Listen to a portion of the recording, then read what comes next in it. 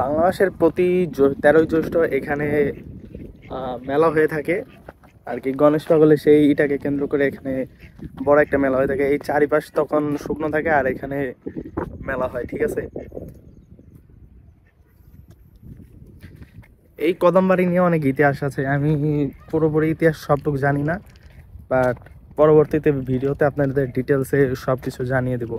তো যারা জানেন না যে কদমবাড়ি কিভাবে আসবেন তাদের জন্য বলে দিই, ঢাকা থেকে সড়ক পথে পদ্মা সেতু হয়ে মাদারীপুরের দূরত্ব 128 কিলোমিটার।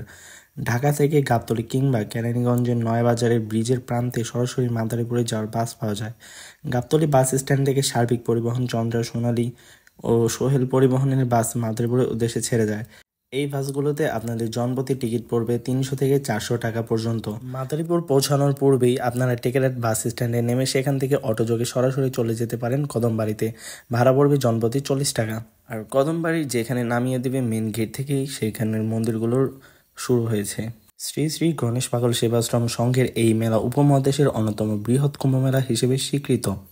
অতীতে এই মেলা একদিন হলেও বর্তমানে প্রায় সপ্তাহব্যাপী এই মেলা হয়ে থাকে। বাংলাদেশ ছাড়াও পশ্চিমবঙ্গে পূর্ব বর্ধমান জেলার কটোয়ায় একসাথে গণেশ পাগলের কুম্ভমেলা পালিত হয়। তাছাড়া এই মেলার আয়োজনে দেশ বিদেশের প্রায় 10 লক্ষাধিক মানুষের সমাগম ঘটে।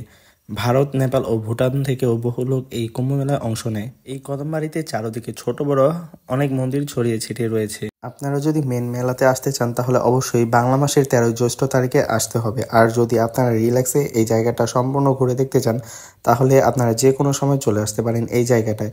তবে আমি সাজেস্ট করব শীতকালে আসার জন্য, কারণ এই সময়তে ঝড় বৃষ্টি খুব কম হয় আর আপনারা চারদিকটা সুন্দরভাবে ঘুরে দেখতে পারবেন। আর এইটা হচ্ছে একটা বটগাছ, যেখানে নাকি অনেক লোকে মানত করে লাল সুতো দিয়ে ছোট ছোট পাথর বেঁধে রাখে। তো আজকের ভিডিও এই পর্যন্তই, পরবর্তীতে দেখা হবে নতুন কোনো জায়গায় নতুন কোনো ভিডিওতে। আর আপনারা যদি ইতিহাস সম্বন্ধীয় এইসব ভিডিও পছন্দ করেন তাহলে অবশ্যই কমেন্টে জানিয়ে দিবেন। ধন্যবাদ।